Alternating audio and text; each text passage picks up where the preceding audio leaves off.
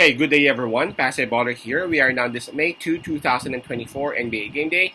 We have a couple of games for today. Both are Eastern Conference matches. And to kick things off, let's talk about this number 3 versus number 6 matchup. This is between Milwaukee Bucks and Indiana Pacers. Currently, Indiana Pacers, they are actually up 3 games to 2. And this game number 6 will actually start at 6:30 p.m. Eastern Time. That's going to be 6:30 a.m. here in Manila. And I'm just inviting everyone who have not subscribed yet to our YouTube account or YouTube channel, Baller. Please click on the subscribe button below. At the same time, hit on that bell logo. That way, automatically, you guys will be receiving notifications whenever new videos are uploaded.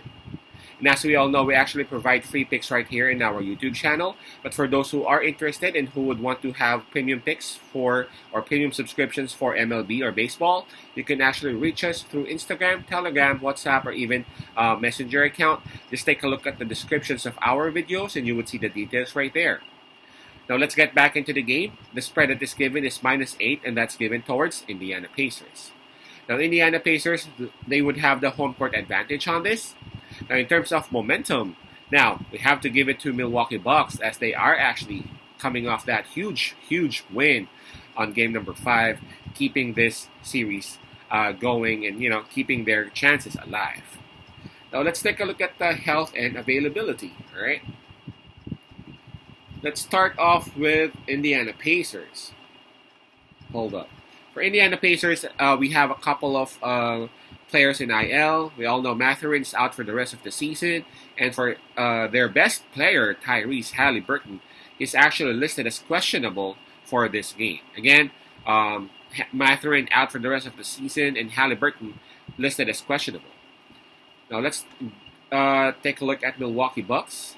For Milwaukee Bucks, Giannis is actually listed as doubtful, but tagged as out for this game, along with with Damian Lillard. It's actually listed that he is actually listed as doubtful, and he is tagged as day-to-day. Now it's kind of confusing, right?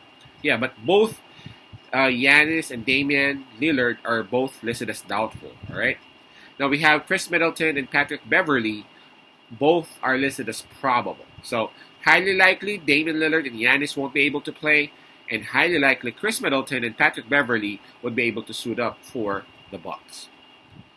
Now, obviously, with that, it's kind of tricky to be quite honest. But let's stay real. Like 4 players in IL, 3 out of those 4 are your best players. I'm talking about Milwaukee Bucks, so we have to give the advantage towards Indiana Pacers. All right, I'll try to keep this one, as short as possible because sometimes it's so hard to keep it close. To keep it short because there are just different factors that you would want to discuss, right? Now, I feel like Indiana Pacers would be able to close this series on this, on this particular game number 6, because if they won't be able to, they will be in trouble. They will be in trouble, and they know that. They know that. Going back game number 7, going back to Milwaukee's home, you know what I'm saying? Facing those crowds. And Milwaukee, remember, some of those players were champions, right?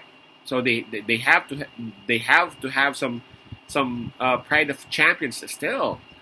And Indiana Pacers, you don't want to be on that situation. You don't want to be on game number 7. You don't want to be on the road on a game number 7. So I'm pretty sure that they will do everything that they could to end it on this game. Now, the next thing that I'm looking at is the spread, 8 points. Now,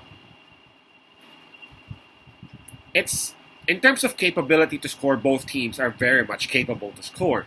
And if I'm not mistaken, because I haven't checked it lately, numbers wise, I think Indiana Pacers is still the best scoring. Is the best team in terms of scoring in the NBA. And Milwaukee Bucks won't be that far. In terms of scoring, no problem for both teams. The problem will be the rebounding, the difference makers would be the rebounding, and of course, who would display better defense. Now, in this particular game number 6, with what we saw on game number 5, and not just on game number 5, even in previous games, Even when they actually kept it close, when the game went into OT and it was just Chris Middleton, like all along, man, I'm taking my hats off for Bucks for being able to do that. They even had a chance to win the game, right? Um, and that showed the experience that Milwaukee has. Again, skills. We don't have any problem with Indiana, but for this particular game number 6 with the +8, I think that's too much, especially for a team who were champions rather. Who got some experience, who got some momentum coming onto this game. I know they might be missing Giannis and Damian, but Chris Middleton would be there. Patrick Beverly would be there. Brook Lopez is their big man, scoring big man. They got Portis, so they still have a lot of options. I'm looking at this particular game to be not like more than 8 points, especially considering the resilience that have been displayed by the Milwaukee Bucks. So I know a lot of people are actually thinking that this one's going to be like a blowout, like a bounce back game by Indiana Pacers, and it would be a blowout.